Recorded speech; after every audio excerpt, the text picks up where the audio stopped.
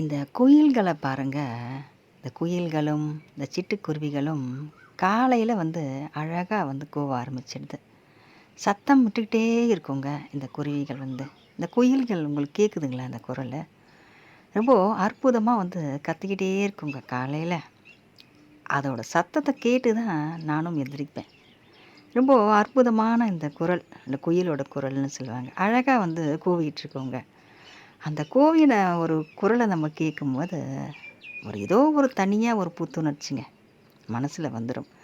உலகமே நம்ம கைவசம் இருக்கிற மாரி ஒரு சந்தோஷம்.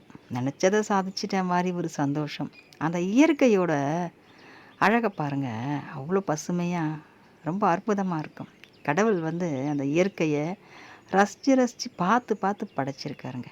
அந்த இயற்கை தான் இன்னைக்கு நமக்கு ரொம்ப ஆரோக்கியத்தையும் கொடுத்துட்ருக்கு.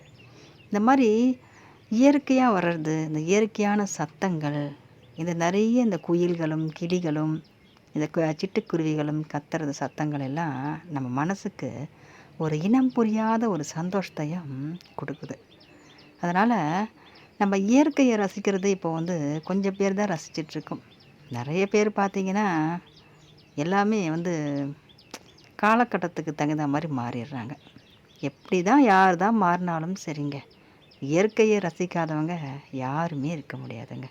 அந்த இயற்கை ரசிக்காம இருக்கவே முடியாது. அவ்வளோ ஒரு அழகான ஈர்ப்புத்தன்மை உடையது இந்த இயற்கைங்க. ரொம்ப அற்புதமா இருக்கும் இந்த குயிலின் குரல்.